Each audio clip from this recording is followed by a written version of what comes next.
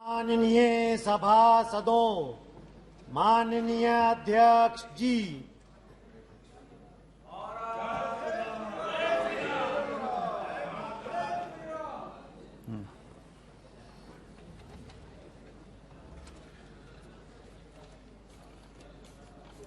श्री अमित शाह जी बाराए।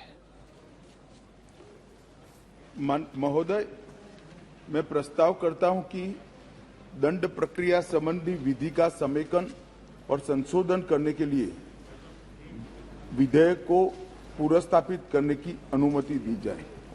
माननीय महोदय, मैं प्रस्ताव करता हूं कि निष्पक्ष विचारणा के लिए साक्ष्य के साधारण नियमों के समेकित करने के और सिद्धांतों का उपबंध करने के लिए विधेयक को पूर्व प्रस्तापित करने का अनुमति दी जाए। एक मिनट माननीय गृह मंत्री जी। प्रश्न ये कि विधेयक को पुनर्स्थापित करने की अनुमति प्रदान की जाए। जो सदस्य इसके पक्ष में हाँ कहें, जो सदस्य विरोध में ना कहें। मेरे विचार में निर्णय हाँ वालों के पक्ष में, हाँ वालों के पक्ष में। माननीय मंत्री द्वारा विधेयक को स्थापित किया।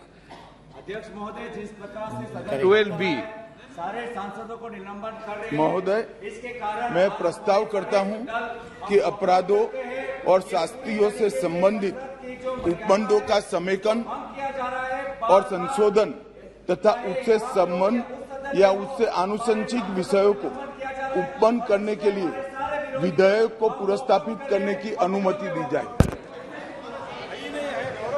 प्रश्न है कि विधेयक को पुनर्स्थापित करने की अनुमति प्रदान की जाए। जो सदस्य इसके पक्ष में हाँ कहें, जो सदस्य विरोध ना कहें। मेरे विचार में निर्णय हाँ वालों के पक्ष में, हाँ वालों के पक्ष में। माननीय मंत्री जी विधेयक। माननीय मंत्री जी कुछ कहना चाहते हैं इस पे? हाँ। सभापति महोदय, माननीय अध्यक्ष जी, सबसे पहले तो आज 18 साल की उम्र में देश के लिए बलिदान देने वाले महान क्रांतिकारी खुदीराम बोस की पुण्यतिथि है। मैं पूरे सदन के सामने शीश झुकाकर उनको नमन करना चाहता हूं और उनकी स्मृति से प्रेरित होकर युगों युगों के लिए जो युवा देश के लिए काम करेंगे, वो सब के लिए महान क्रांतिकारी खुदीराम बोस जी का जीवन प्रेरणा के स्रोत हमेशा के लिए रहेगा, इसका मुझे विश्वास है। माननीय अध्यक्ष जी, आज का ऐतिहासिक दिवस है। आज के ही दिन दादरा नगर हवेली का भारतीय संघ में विलय हुआ था और भारतीय संघ एक प्रकार से संपूर्ण राष्ट्र बना था। माननीय अध्यक्ष जी, आज जब मैं ये 3 विधेयक लेकर आया हूं, उस वक्त आजादी के अमृत महोत्सव का समापन हो रहा है और आजादी के अमृत काल की शुरुआत होने का समय है। 15 अगस्त से आजादी का अमृत महोत्सव समाप्त होगा और 16 अगस्त से आजादी की 75 साल से 100 साल की यात्रा की शुरुआत होगी, जो निश्चित रूप से महान भारत की रचना करेगी।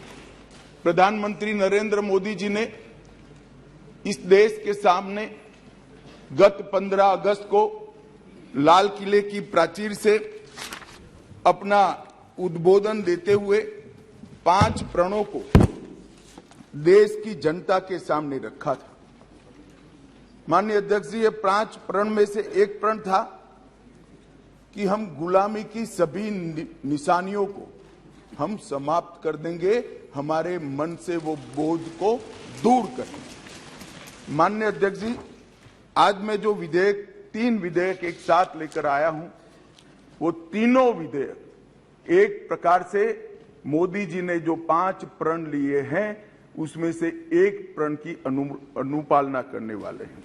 माननीय अध्यक्ष जी, ये तीनों विधेयक दंड विधान प्रक्रिया, क्रिमिनल जस्टिस सिस्टम को बेसिक कानून, इसके लिए मूलभूत कानून ये 3 विधेयकों के अंदर है। एक है इंडियन पिनल कोड, जो 1860 में बनाया गया, दूसरा है क्रिमिनल प्रोसीजर कोड जो 1898 में बनाया गया, और तीसरा है इंडियन एविडेंस एक्ट जो 1872 में बनाया गया।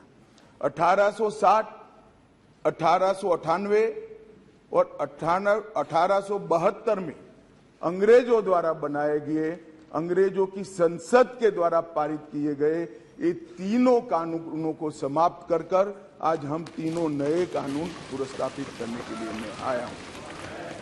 माननीय अध्यक्ष जी, इंडियन पिनल कोड 1860 की जगह भारतीय न्याय संहिता 2023 अब एस्टैब्लिश होगी।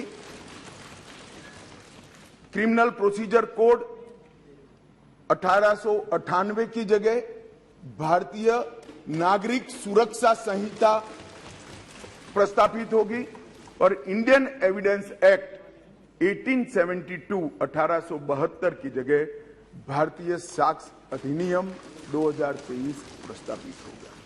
यह कानूनों की जो कानून रिपील होंगे इस तीनों विधेयक से, वो कानूनों की आत्मा जो है, वो कानूनों का मध्य बिंदु है कानून बनाने का, वो अंग्रेज शासन को मजबूत करने की दृष्टि से कानून बनाए गए थे।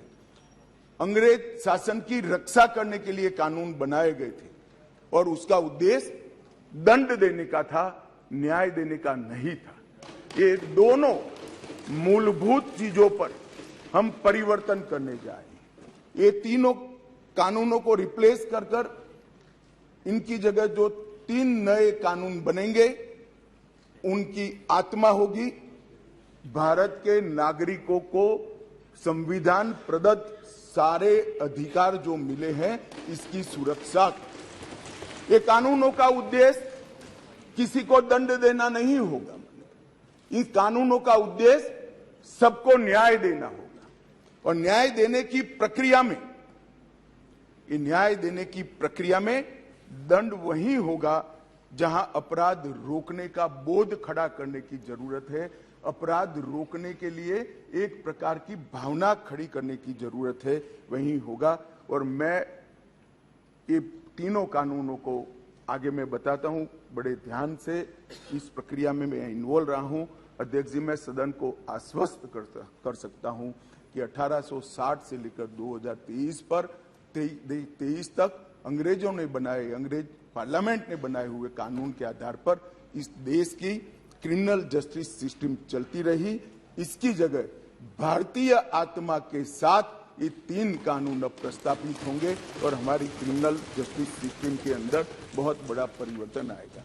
माननीय अध्यक्ष जी, मैं बिल स्टैंडिंग कमेटी को भेजने वाला हूं, इसलिए बहुत लंबा नहीं बोलूंगा, मरुतु इतना जरूर कहना चाहता हूं कि जिन्होंने भी ये कानूनों को पढ़ा होगा, इसकी प्रायोरिटी क्या थी?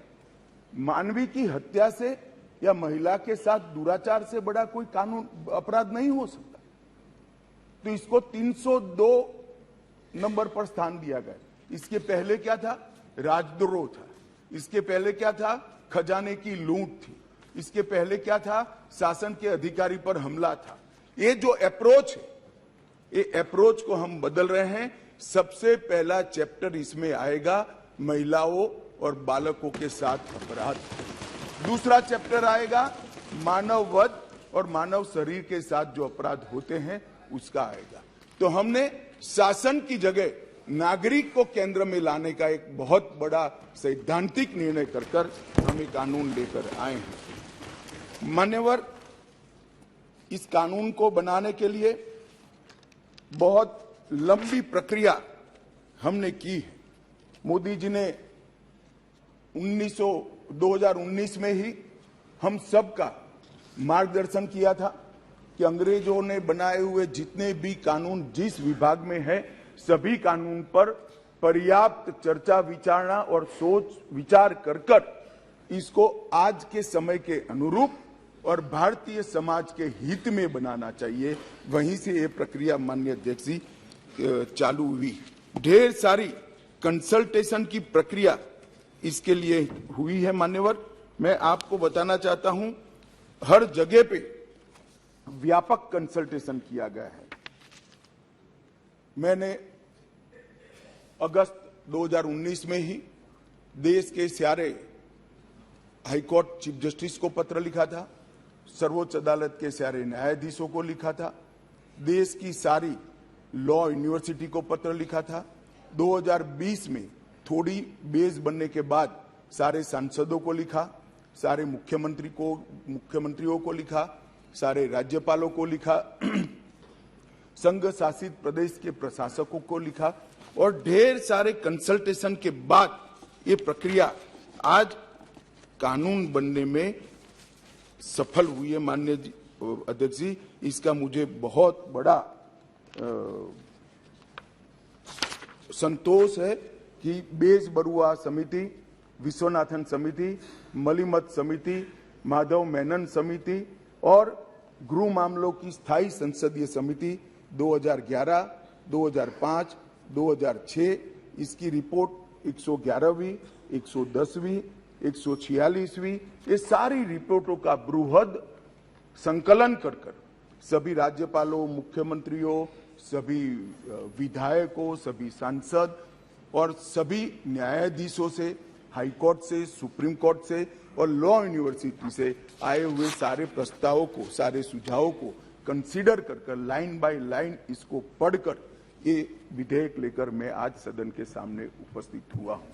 माननीय अध्यक्ष जी, 18 राज्यों, 6 संघ शासित प्रदेश, भारत की सुप्रीम कोर्ट, 16 हाई कोर्ट, 5 न्यायिक एकेडमी, 22 विधि विश्वविद्यालय, 142 सांसद और लगभग 270 विधायकों ने इसमें सुझाव दिए हैं।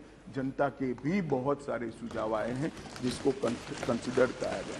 माननीय अध्यक्ष जी, 4 साल तक इस पर गहन विचार विमर्श हुआ है। मैं जिसमें उपस्थित हूं ऐसी 158 बैठकें हमने रिकॉर्ड पर करी है। माननीय अध्यक्ष जी, बाय लाइन इसको हमने पढ़ा है। मान्यवर, भारतीय नागरिक सुरक्षा संहिता जो सीआरपीसी को रिप्लेस करेगी, इसमें अब 533 धाराएं बचेगी, 160 धाराओं को बदल दिया गया है, 9 धाराएं नई जोड़ी गई है और 9 धाराओं को निरस्त किया गया है। भारतीय न्याय संहिता जो आईपीसी को रिप्लेस करेगी, इसमें अब पहले 511 धाराएं थी, इसकी जगह 356 धाराएं होगी, 175 धाराओं में बदलाव हुआ है, 8 नई धाराएं जोड़ी गई है और 22 धाराएं निरस्त कर दी गई है।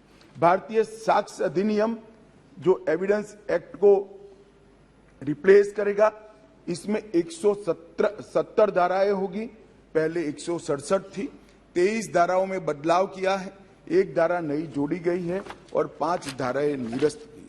मान्यवर, मैं सदन को बताना चाहता हूं, ये तीनों कानूनों में गुलामियों की निशानी से भरे हुए कानून। सबसे पहले तो इसको ब्रिटेन की पार्लियामेंट ने पारित किया था, हमने अडॉप्ट किया था, यहीं से शुरुआत होती।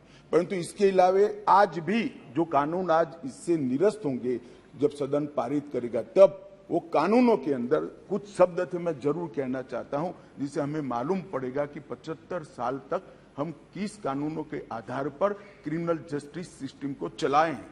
पार्लियामेंट ऑफ यूनाइटेड किंगडम का जिक्र है, प्रोविंशियल एक्ट का जिक्र है, notification by the crown representative का जिक्र है, लंदन गैजेट का जिक्र है, ज्यूरी और बैरिस्टर का जिक्र है जो हमारे यहाँ कब के चले गए, लाहौर गवर्नमेंट का जिक्र है, कॉमनवेल्थ के प्रस्ताव का जिक्र है, United kingdom of great Britain and Ireland parliament का जिक्र है, हर मेजेस्टी और बाय द प्रिवी काउंसिल, ऐसे हर जगह रेफरेंस दिए हुए हैं।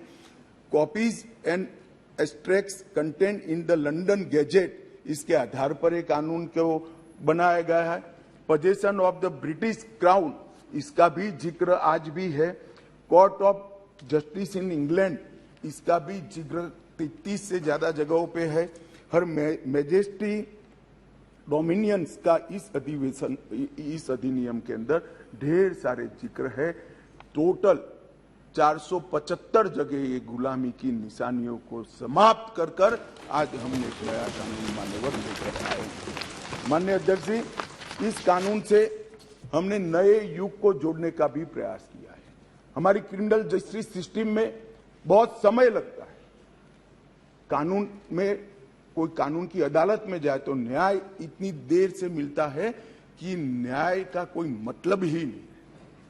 लोगों की श्रद्धा उठ गई है, कोर्ट में जाने से डर है। मैं गुजरात का कानून मंत्री भी रहा हूं, विधि मंत्री भी रहा हूं। कई लोगों ने मुझे कहा था कि साहब पनिशमेंट की कोई जरूरत ही नहीं। मैंने बोला क्यों? कि कोर्ट में जाना इटसेल्फ पनिशमेंट है। इस प्रकार की मानसिकता लोगों के दिमाग में कर गई। हमने इसीलिए आधुनिक से आधुनिक तकनीक को इसके अंदर समाहित करने का निर्णय किया है। माननीय अध्यक्ष जी, दस्तावेजों की परिभाषा का विस्तार कर कर इलेक्ट्रॉनिक या digital record, email, server longs, computer, smartphone, laptop, SMS, website, locational साक्ष्य, डिवाइस पर उपलब्ध मेल और मैसेजेस, ये सभी को कानूनी वैधता इस देता है, जिससे अदालतों के अंदर जो कागजों के ढेर लगते हैं, अंबार लगते हैं, वो समाप्त हो जाएंगे। एफआईआर से केस डायरी और केस डायरी से चार्जशीट और चार्जशीट से जजमेंट तक की सारी प्रक्रिया को डिजिटलाइज करने का प्रावधान इस कानून के अंदर मैं लेकर आया हूं। अदालत की सभी कार्यवाही को टेक्नोलॉजी के माध्यम से करने के लिए हम करते हैं। अभी आरोपी की पेशी ही सिर्फ वीडियो कॉन्फ्रेंस से हो सकती है, अब संपूर्ण ट्रायल क्रॉस सहित की वो वीडियो कॉन्फ्रेंस से होगी। शिकायतकर्ता और गवाहों का परीक्षण भी होगा। जांच पड़ताल और मुकदमे में साक्ष्यों का रिकॉर्डिंग जो करना है वो भी होगा, और उच्च न्यायालय के मुकदमे और सभी अपीलीय कार्यवाही भी डिजिटली संभव होगी। माननीय अध्यक्ष जी, ये करने से पहले इसमें कोई न्याय के बारे में कोई गोता ही न हो जाए, इसलिए हमने नेशनल फॉरेंसिक साइंस यूनिवर्सिटी और देश भर के सारे विद्वानों को, इस विषय के विद्वानों के साथ बैठकर इसकी चर्चा कर टेक्नोलॉजी के एक्सपर्ट के साथ बैठकर उसको बनाया गया है। सर्च और जब्ती के वक्त मान्यवर हमने कई सारे ऐसे प्रावधान किए हैं जिससे निर्दोष नागरिक को फंसाया न जा सके। सर्च और जब्ती के वक्त ढेर सारी ऐसी फरियादें, मेरे यहाँ रख दिया गया, मेरे यहाँ था नहीं, पुलिस लेकर आई, रख दिया। अब हमने सर्च और जब्ती में वीडियोग्राफी को कंपलसरी करा है, जो अब वीडियोग्राफी केस का हिस्सा होगी। पुलिस द्वारा ऐसी रिकॉर्डिंग के बिना कोई भी चालान, चार्जशीट रखा जाएगा वो वैध नहीं होगा। हमारा दोष सिद्धि का प्रमाण बहुत कम है। आजादी के 75 साल के बाद भी हम दोष सिद्ध नहीं कर पाते हैं मान्यवर। इसीलिए फॉरेंसिक साइंस को हमने बहुत बढ़ावा देने का काम किया है। देश के प्रधानमंत्री जी ने एक ऐतिहासिक निर्णय लिया है नेशनल फॉरेंसिक साइंस यूनिवर्सिटी बनाने का। मैं इस सदन के माध्यम से पूरे देश को आश्वस्त करना चाहता हूं कि 3 साल के बाद हर साल 33,000 फॉरेंसिक साइंस के एक्सपर्ट और साइंटिस्ट को मिलने लगे। ये इसलिए किया गया कि कानून हम लेकर आने वाले थे मान्यवर। एक कानून में हमने लक्ष्य रखा है कि दोष सिद्धि के प्रमाण को, कन्विक्शन रेशियो को 90% से ऊपर लेकर जाना है, ये हमारा लक्ष्य है। इसलिए हमने एक महत्वपूर्ण प्रावधान किया है कि 7 वर्ष या उससे ऊपर की सजा जिस धाराओं में है वो सभी क्राइम सीन पर फॉरेंसिक टीम की विजिट को हम कंपलसरी कर रहे हैं। और मान्यवर, इसके माध्यम से एक वैज्ञानिक साक्ष्य, एक साइंटिफिक एविडेंस पुलिस के पास होगा, जिसमें कोर्ट में दोषियों को बरी होने की संभावना बहुत कम हो जाएगी। माननीय, ये दोनों चीजें हैं। इसमें एक ऐसा सवाल कुछ एक्सपर्ट्स ने बताया था कि ये इसके लिए शायद देश अभी तैयार नहीं है। ये कानून में हमने ये भी प्रोविजन रखा है कि इलेक्ट्रॉनिक तरीके से केस चलाने के लिए कोर्ट, जिला, राज्य ये सभी प्रकार के नोटिफिकेशन निकलने के बाद ही वो अप्लाई होगा। मानो एक कोर्ट किसी राज्य ने तैयार कर दी तो वो कोर्ट नोटिफाइड कर सकते हैं, एक जिला जब हो जाएगा तो वो जिला नोटिफाइड कर सकते हैं, एक क्षेत्र हो जाएगा तो वो क्षेत्र, अंततोगत्वा 27 के पहले पूरे देश की सभी कोर्टों को हम कंप्यूटराइज करके इसको। इसी प्रकार से मोबाइल फोरेंसिक वाहन का भी हमने एडवांस में अनुभव कर लिया है मान्यवर। आज मैं आपको बता सकता हूं कि दिल्ली के अंदर 7 साल से ऊपर की किसी भी गुना होता है, सजा का जिसमें प्रावधान हो, ऐसा कोई भी गुना होता है तो एफएसएल की टीम इसको विजिट करती है। ये सफल प्रयोग हमने दिल्ली के अंदर कर दिया है। बेंगलुरु में अब सरकार बदल गई, भगवान जाने क्या होगा, मगर हमारी सरकार थी तब बेंगलुरु में भी इस प्रयोग की शुरुआत की थी। इसके लिए हमने मोबाइल एफएसएल के कंसेप्ट को लॉन्च किया है और सफल कंसेप्ट है मान्यवर। हर जिले में 3 मोबाइल एफएसएल घूमती रहेगी और गुना के जगह पे जाएगी। नागरिकों की सुविधा सुनिश्चित करने के लिए जीरो एफआईआर को पहली बार आजादी के 75 साल के बाद हम स्थान दिए। गुना कहीं पर भी हुआ, किसी भी थाने का हो, आप हिमालय की चोटी से भी उसको रजिस्टर कर सकते हैं और कन्याकुमारी के सागर के किनारे भी गुना रजिस्टर होने के बाद 15 दिन में कंसर्न थाने को भेजना होगा। ई एफआईआर का प्रावधान हम पहली बार जोड़ रहे हैं।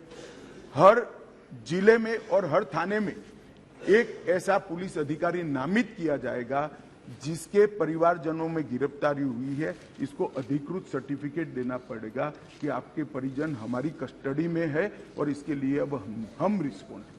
कई बार पकड़कर पुलिस 4-4 दिन तक कोई जवाब नहीं देती है मान्यवर, और वहां पर उनको कोर्ट में जाना है और इसकी जगह अब वो ऑनलाइन भी सूचना देनी पड़ेगी और व्यक्तिगत सूचना भी देनी पड़ेगी। यौन हिंसा के मामले में पीड़िता का बयान कंपलसरी कर दिया गया है और यौन उत्पीड़न के मामले में बयान का वीडियो रिकॉर्डिंग भी अब कंपलसरी कर दिया है। मान्यवर, पुलिस को 90 दिन में जिसने फरियाद की है इसका स्टेटस देना हमने कंपलसरी कर दिया है। 90 दिन में उसका स्टेटस देना पड़ेगा और हर 15 दिन में फरियादी को अपना स्टेटस भेजना पड़ेगा। 7 वर्ष या उससे अधिक के कारावास का केस अगर विड्रॉ करना है तो पीड़ित को सुने बगैर कोई भी सरकार इसको विड्रॉ नहीं कर पाएगी। ये भी इससे नागरिकों के अधिकारों की रक्षा होगी और इसके अंदर पहली बार हम कम्युनिटी सर्विस को सजा के बारे में भी इंट्रोड्यूस कर रहे हैं मान्यवर। ये प्रैक्टिस में कई जगह पे है परंतु इसका इंट्रोडक्शन एक्ट से, कानून से अब होगा मान्यवर। सालों तक केस चलते नहीं है, इसके लिए भी हमने बहुत सारे प्रावधान करे हैं। छोटे मोटे मामलों में समरी ट्रायल का दायरा बढ़ा दिया है।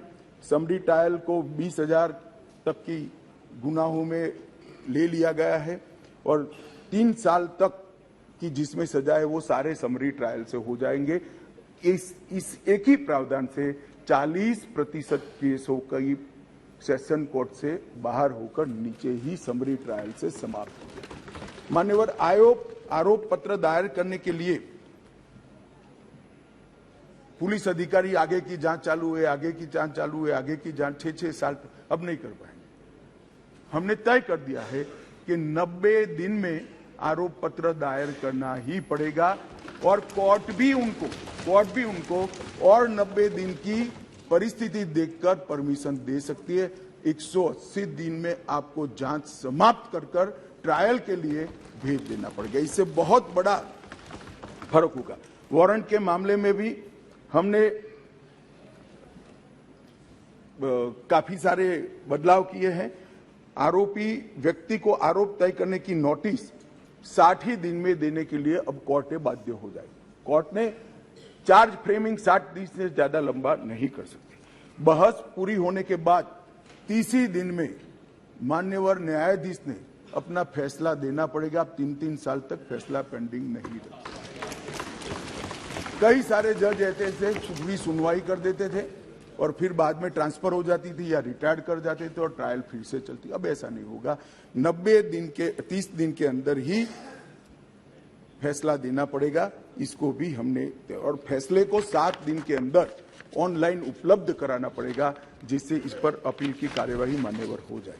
सिविल सर्वेंट के विरुद्ध कोई फरियाद होती थी, पुलिस ऑफिसरों के विरुद्ध कोई फरियाद होती थी, तो एक प्रावधान है जिससे उनको सुरक्षा मिली हुई है। सरकार की परमिशन के बगैर इनका संज्ञान या तो चार्जशीट या ट्रायल शुरू नहीं हो सकती। मान्यवर सालों सालों तक कोई परमिशन आती ही नहीं थी, और उसके कारण सिविल सर्वेंट के साथ साथ बाकी लोग भी डिले ट्रायल को एंजॉय करते थे। हमने तय कर दिया है कि 120 दिन में सरकार हाँ या ना कह दे, वरना डीम्ड परमिशन माना जाएगा और ट्रायल को फिक्स करेगा। मान्यवर एक बहुत बड़ा दिक्कत मैंने देखा है कि एसपी के नाते किसी ने एक केस जांच किया है तो डीजीपी या तो रिटायर्ड होने के बाद वो केस चलने पर आता है और उनको गवाही देने जाना है। हमने ये प्रक्रिया के अंदर आमूलचूर परिवर्तन किया है कि जो एसपी अभी नौकरी कर रहा है वो ही फाइल देखकर गवाही देगा, जो पहले था उसको आने की जरूरत नहीं। माननीय बहुत बड़ा क्रांतिकारी बदलाव, इसके कारण इतना देर होती, इतनी देर होती। आज हमने बारीकी से ट्रायल किस चीज के कारण लेट होती है इसका अभ्यास किया है। सबसे ज्यादा डेट अगर लगे तो यही कि भैया वो तो डीजीपी हो गए, डीजीपी साहब को समय नहीं होगा, तहसील में कैसे आएंगे, जब उनकी विजिट है तो 1.5 साल तक गवाही नहीं होती। मगर अब कोई डीजीपी साहब या तो रिटायर्ड बाबू को बुलाने की जरूरत नहीं, वहां जो एसपी है वो फाइल देखकर, और वो डीजीपी साहब को कुछ याद भी नहीं है, उन्होंने भी फाइल देखकर ही कोर्ट को असिस्ट करना है, मगर ये नहीं होता था। अब हमने ये कर दिया है। घोषित अपराधियों की संपत्ति की कुर्की का भी ये है नहीं, वरना यूपीए वालों को बहुत दिक्कत आती इस प्रावधान से। घोषित अपराधियों की संपत्ति की कुर्की का भी हम प्रावधान मान्यवर इसमें लिए। संगठित अपराध के लिए एक नया प्रावधान हम इसके अंदर जोड़ रहे हैं, जो अंतरराज्य गैंग और संगठित अपराध है, इसके विरुद्ध एक अलग प्रकार की कठोर सजा का प्रावधान। महिलाओं के प्रति अपराध और सामाजिक समस्याओं के निपटान के लिए भी हमने ढेर सारे किए हैं। शादी, रोजगार, पदोन्नति के झूठे वादे और गलत पहचान प्रकट कर जो यौन संबंध बनाते थे, उसको अपराध की श्रेणी में पहली बार नरेंद्र मोदी सरकार लाए। गैंग रेप के सभी मामलों में 20 साल की सजा या आजीवन कारावास का प्रावधान किया है, जो आज नहीं है। 18 वर्ष से कम आयु की बच्चियों के मामले में मृत्यु दंड का भी प्रावधान। मान्यवर, मॉब लिंचिंग का बड़ा शोर मचा है, हमने उसको केयरफुली करा है। मॉब लिंचिंग के लिए भी 7 साल आजीवन कारावास और मृत्युदंड तीनों का प्रोविजन कर हम प्रावधान मान्यवर लाए। स्नेचिंग के लिए चाहे मोबाइल का हो चाहे महिलाओं की चेन का हो, कोई प्रावधान नहीं था। बहुत सारे लोग छूट जाते थे क्योंकि वो चोरी भी नहीं होती थी, स्नेचिंग का प्रावधान भी नहीं था। अब स्नेचिंग का भी प्रावधान ले मान्यवर। एक 324 इसमें गंभीर चोट के कारण निष्क्रियता की स्थिति हो जाती थी, मानो कोई अपाहिज हो गया, ब्रेन डेड हो गया, मृत्यु नहीं हुई, पूरा पैर कट गया, हाथ कट गया, तो भी 7 साल की सजा थी। और किसी को थोड़ा लगा, रिपेयर होकर 1 सप्ताह में अस्पताल से बाहर आ गया, तो भी 7 साल। हमने दोनों को अलग कर दिया। हमेशा के लिए अपंगता अगर आती है या ब्रेन डेड होता है तो इसकी सजा को 10 साल या तो आजीवन कारावास में बच्चों द्वारा अपराध करने वाले व्यक्ति के लिए, बच्चों के साथ अपराध करने वाले व्यक्ति के लिए सजा को बढ़ाया गया है, 7 से 10 साल किया गया है। पहले जुर्माना काफी कम था, अनेक प्रोविजन में जुर्माने को बढ़ाने का भी काम किया है। मान्यवर,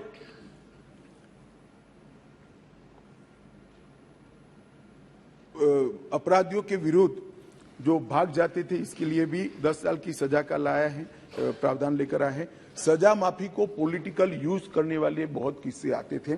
अब हमने कह दिया है कि अगर किसी को सजा माफ करनी है तो मृत्यु की सजा को आजीवन कारावास में बदल सकते हैं। आजीवन कारावास की सजा को 7 साल तक ही माफ कर सकते हैं। 7 साल के कारावास को 3 साल तक ही माफ कर सकते हैं। किसी भी गुनहगार को, अभी बिहार में कुछ मामले आए हैं सामने, इसी प्रकार से राजनीतिक रसूख वाले लोगों को छोड़ा नहीं जाएगा, उनको भी सजा भुगतनी पड़ेगी। इसका भी प्रावधान मान्यवर हम लेकर आए हैं। मान्यवर, राजद्रोह पर कि अंग्रेजों ने अपने शासन को बचाने के लिए एक कानून बना था। मैं इस सदन को कहना चाहता हूं, एक ऐतिहासिक निर्णय इस सरकार ने किया है। राजद्रोह को कंप्लीटली हम रिपील कर रहे हैं, कंप्लीटली। यहां लोकतंत्र है, सबको बोलने का अधिकार है। राजद्रोह को हम कंप्लीटली रिपील कर रहे हैं मान्यवर। और इस कानून में इसके साथ साथ अलगाव, सशस्त्र विद्रोह, विध्वंसक गतिविधियां, अलगाववाद, भारत की संप्रभुता, एकता को, अखंडता को चैलेंज करना, ये सब को कानून के अंदर किसी न किसी दाएं बाएं तोड़ मरोड़ कर जोड़ते थे। इसका कोई स्पेशल प्रोविजन नहीं था, टेररिज्म की व्याख्या ही नहीं थी। पहली बार अब इसकी व्याख्या हो रही है और जुड़ी संपत्ति को कुर्क करने का अधिकार भी। मान्यवर, जांच करने वाले पुलिस अधिकारी के संज्ञान पर कोर्ट इस पर ऑर्डर करेगा। कुर्की का ऑर्डर पुलिस अधिकारी नहीं कर पाएंगे, निर्णय नहीं कर पाएंगे, कोर्ट में सुनवाई के बाद होगा। मान्यवर, एक बहुत बड़ा ऐतिहासिक फैसला हमने किया है, अनुपस्थिति में ट्रायल। कई सारे केसों में दाऊद इब्राहिम वांटेड हैं, चले गए, देश छोड़कर भाग गए, आज उन पर ट्रायल नहीं होती। हमने तय किया है कि सेशन कोर्ट के जज ड्यू प्रोसीजर के बाद जिसको भगोड़ा घोषित करेंगे उसकी अनुपस्थिति में ट्रायल होगी और उनको सजा भी सुनाई। दुनिया में वो कहीं पर भी छिपते, सजा सुनाई जाए। मान्यवर, इससे बहुत बड़ा फर्क पड़ने वाला है और वो सजा के खिलाफ अपील करना है तो न्याय की शरण में आए, अपने आप को भारतीय कानूनों की शरण में लाए और अदालत के सामने जाए तो हाईकोर्ट में चैलेंज करें। मान्यवर, मैं सार्वजनिक जीवन में बहुत बचपन से हूं, राज्य का गृह मंत्री भी रहा हूं। मैंने बहुत सारे थाने विजिट किए, बहुत सारे सदस्य भी थाने में गए होंगे। आप देखे होगा टूटी फूटी साइकिल, टूटी फूटी गाड़ी, टूटी फूटी ऑटो सालों तक पड़ी, सबने देखा। वो इसलिए पड़ा है कि कानून में प्रोविजन है कि केस के निपटारे तक इसको संभाल पर रखना। हमने प्रोविजन कर दिया है इसकी वीडियोग्राफी करना, वीडियोग्राफी की सर्टिफाइड कॉपी कोर्ट में जमा कराना और फिर इसका निपटारा आप कर सकते हो। इससे कम से कम पुलिस स्टेशन की स्वच्छता अभियान। मान्यवर, इस प्रकार के, मैंने तो अभी थोड़ा बताया, इस प्रकार के ढेर सारे बदलाव इस कानून के अंदर हम लेकर आए हैं। टोटल 313 बदलाव है मान्यवर। और मैं इतना कह सकता हूं कि हमारी न्यायिक दंड प्रक्रिया, क्रिमिनल जस्टिस सिस्टम के अंदर आमूलचूल परिवर्तन होगा और सबको ज्यादा से ज्यादा 3 साल के अंदर न्याय। मान्यवर, इसमें पुलिस अधिकारियों को भी जवाबदेह किया है, वकीलों को भी जवाबदेह किया है और न्याय करने वाले के लिए भी मर्यादाएं रखी। इसमें महिलाओं का और बच्चों का विशेष ध्यान दिया गया है। अपराधियों को सजा हो इसकी चिंता की गई है और पुलिस अपने अधिकारों का दुरुपयोग न कर पाए, ऐसा भी। इसके अंदर राजद्रोह जैसे कानूनों को एक और हम निरस्त कर रहे हैं तो दूसरी ओर धोखा देकर महिला का शोषण करने वाले और मॉब लिंचिंग जैसे जघन्य अपराध करने वालों को दंडित करने का भी। एक और हमने राजद्रोह को रिपील किया है, दूसरी ओर संगठित अपराध और टेररिज्म पर नकेल कसने का काम भी हमने किया है। मान्यवर, मैं मानता हूं कि तीनों संहिता अपने आप में संपूर्ण है, परिपूर्ण है, परंतु 1807, 1828, 88 और 1878 से कानून प्रचलन में कोई भी व्यक्ति, कोई भी डिपार्टमेंट या कोई भी व्यक्तियों का समूह इसको कंप्लीट नहीं कर सकता। इसलिए मैंने निर्णय किया है मान्यवर कि इस कानून को मैं स्टैंडिंग कमेटी को, गृह विभाग की स्टैंडिंग कमेटी को देना चाहता हूं, जिससे पक्ष विपक्ष सभी संसद सभ्य इस पर अपना, काफी संसद सभ्यों ने दिया है, परंतु इस पर काफी अच्छी सोच विचार हो। इस पर बार काउंसिल भी चर्चा करे, बार एसोसिएशन भी चर्चा करे, कुछ रिटायर्ड न्यायिक अधिकारी भी चिंता करें और हम लॉ कमीशन को भी भेजेंगे, लॉ कमीशन भी अपनी टिप्पणियां दे। तो कुल मिलाकर ये सब आने के बाद ये विधेयक को उचित परिवर्तन करने के बाद मैं फिर से इस सदन के लिए आऊंगा। मैं आपको अनुरोध करता हूं माननीय स्पीकर महोदय कि मैं विधेयक को पुनर्स्थापित करता हूं और माननीय स्पीकर महोदय मैं ये भी अनुरोध करता हूं कि विधेयक को जांच हेतु विभाग संबंधी गृह कार्य संबंधी संसदीय स्थायी समिति को एक मिनट। प्रश्न ये कि विधेयक को पुनर्स्थापित करने की अनुमति प्रदान की जाए। जो सदस्य इसके पक्ष में हाँ कहें, जो सदस्य विरोध में ना कहें। मेरे विचार में निर्णय हाँ वालों के पक्ष में, हाँ वालों के पक्ष में माननीय मंत्री विधेयक को पुनर्स्थापित करें।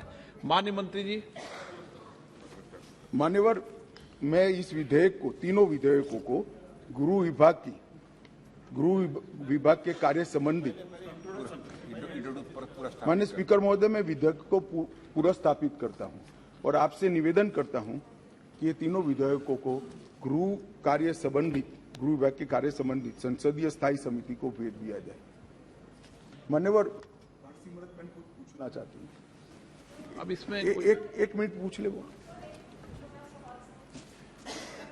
गृह मंत्री जी को बधाई देती हूँ, बहुत ही बड़ा परिवर्तन। सर सिर्फ एक चीज आपसे मैं पूछना चाहूंगी कि जो लोग जेल की सजा काट के अभी भी जेल में 30-30 साल से, कुछ उनके लिए भी इसमें है कि नहीं, एक ये पूछना। सर दूसरा सवाल ये कि प्रैक्टिकली जो जमीन में होता है सब घर घर तक नशे पहुंच रहे हैं, जो घर वाले किसी को बताते भी हैं तो उनके बारे कोई उनका एक्शन नहीं लिया जाता, तो कोई प्रावधान इसके लिए भी कुछ होगा? एक मिनट गृह मंत्री जी, गृह मंत्री जी, गृह मंत्री जी, माफी का सवाल है।